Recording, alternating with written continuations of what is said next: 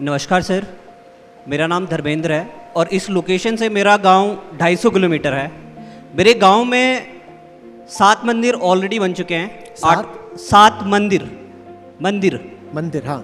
7 मंदिर ऑलरेडी बन चुके हैं, 8वां और बन रहा है। जबकि वहाँ पर 2 स्कूल है, एक शिशु मंदिर है जिसकी हालत बहुत दयनीय है। उस गांव में रहने वाले लोगों के पास में बच्चों के लिए जो किताबी सामग्री है, अध्ययन सामग्री है, उसके तक भी पैसे नहीं है, लेकिन मंदिर में दान करने के लिए उनके पास अथक पैसा है। ये डर कहाँ तक सही है? देखिए, खेल सारा जो हमारे भीतर अंधेरा बैठा होता है उसको हटाने का है। ठीक है, जीवन इसीलिए है। गर्भ से बच्चा पैदा होता है, एक अंधेरे के साथ पैदा होता है। जीवन मिला है कि तुम उस अंधेरे को हटा दो और तुम प्रकाश में आनंद से खेलो। अंधेरे को हटाने की 2 शर्तें होती हैं। पहला, बाहर का सारा ज्ञान, दुनिया में क्या चल रहा है, विज्ञान क्या है, कलाएं क्या है, संविधान क्या है, राजनीति क्या है, इतिहास क्या है, भूगोल क्या है, दर्शन क्या है, मनोविज्ञान, ये सारा एक उस दिशा का ज्ञान होता है। अंधेरे को मिटाने के लिए 2 तरह का ज्ञान चाहिए, एक बाहरी दिशा का ज्ञान और दूसरा भीतरी ज्ञान, आत्मज्ञान।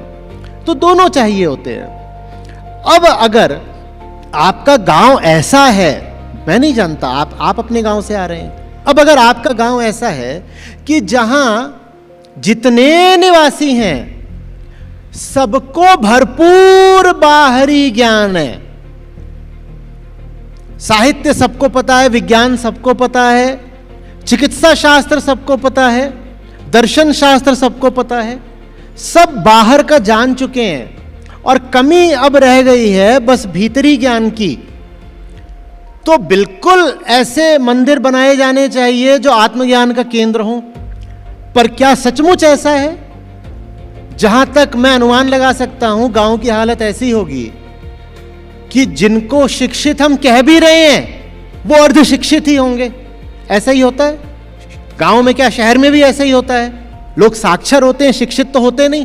तो फिर हमें पूछना पड़ेगा कि ये जो 2 दिशाएं हैं और दोनों ही दिशाएं जरूरी हैं, आवश्यक है, एक बाहरी ज्ञान की दिशा और एक भीतरी ज्ञान की दिशा, इनमें से कौन सी दिशा अभी ज्यादा ध्यान मांग रही है?